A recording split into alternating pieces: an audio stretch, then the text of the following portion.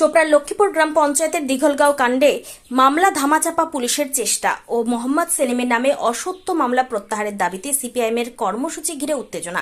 Islampur SP অফিসের সামনে barricade ভেঙে এসপি অফিসে ঢোকার চেষ্টা সিপিআইএম কর্মীদের। পুলিশের সাথে ধস্তাধস্তি ঘিরে ইসলামপুর এসপি অফিসের সামনে উত্তেজনা। পরিস্থিতি সামাল দিতে বিশাল পুলিশ বাহিনী মোতায়েন। সিপিআইএমের জেলা সম্পাদক আনোয়ারুল হক জানিয়েছেন, চোপড়ার দিঘলগাঁও এলাকার ঘটনায় ধামাচাপা দেওয়ার চেষ্টা করছে এবং সিপিআইএমের রাজ্য সম্পাদক মোহাম্মদ সেলিমের নামে অসত্য মামলা রুজু করেছে পুলিশ। এছাড়াও ইসলামপুর মহকুমা জুড়ে যেভাবে দিনের পর দিন ঘটনা ঘটে যাচ্ছে, এতে গোটা মহকুমা অরাজকতা সৃষ্টি হয়েছে এবং বিহার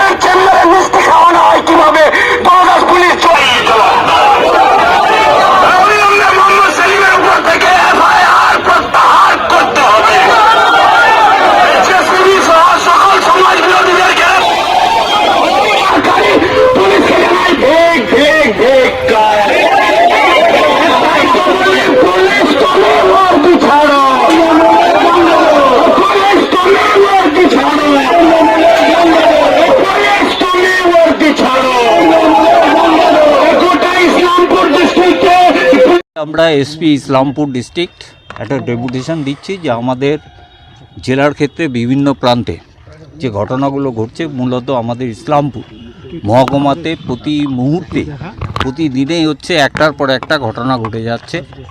পুলিশকে আমরা জানাতে চাই যে পুলিশ প্রশাসন কি করছে। এবং গত কয়েকদিন আগে হচ্ছে যে লক্ষ্মীপুরের দিঘলগাঁতে যে ঘটনা ঘটেছে, তার পরিপ্রেক্ষিতে ইতিমধ্যে পুলিশ 4 জনকে গ্রেপ্তার করেছে। আমাদের কাছে কিছু ডকুমেন্টস আছে যে অনুপাতে হচ্ছে যে প্রায় 50 জনের উপরেকে গ্রেপ্তার করা উচিত। এবং তার সাথে জেসিপি, তার সাথে যে সমস্ত মানুষজন বহিরাগত আসতো, তার সাথে সম্পর্ক ছিল, সেই সমস্ত লোকগুলোকে খুঁজে বার করতে হবে এবং প্রকৃতপক্ষে যারা দোষী তাদেরকে গ্রেপ্তার করতে হবে এবং অবিলম্বে তাদেরকে শাস্তির ব্যবস্থা করতে হবে। এবং গতকালও আপনারা দেখেছেন শ্রীকৃষ্ণপুরে দিনের বেলায়, পরশুদিন দিনের বেলায় হচ্ছে সন্ধ্যার দিকে হচ্ছে যে সেখানে মানে গুলি করে হচ্ছে যে হত্যা করা হয়েছে। এই অরাজকতা হচ্ছে যে আমাদের এই ইসলামপুর মহকুমা বিশেষ করে চলছে, এবং বিভিন্ন ক্ষেত্রে হচ্ছে যে এই ঘটনা বিহার এবং আমাদের জেলার বিভিন্ন প্রান্তের থেকে যে সমস্ত সন্ত্রাসকারী, যে সমস্ত ক্রিমিনালরা আছে, তারা হচ্ছে যে এখানে আড্ডা করেছে।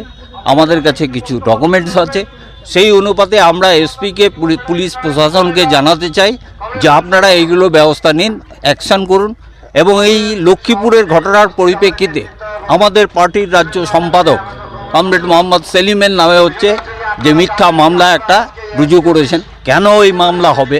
কারণ তিনি ভিডিও করেননি, তিনি ভিডিও পেয়েছিলেন, প্রশাসনকে হচ্ছে যে সজাগ করার জন্য হচ্ছে যে সেই ভিডিওটাকে তিনি ছেড়েছেন, এবং তার পরিপ্রেক্ষিতে পুলিশ হচ্ছে যে অ্যাকশন করেছে এবং সমোটো কেস করেছে। আমাদের দাবি যে হয় এই সমোটো কেসটা হচ্ছে ফলস, আর না হয় ওই মহিলার যে কেসটা করেছে মোহাম্মদ সেলিমের এগেনস্টে সেটা ফলস, কোনটা সঠিক।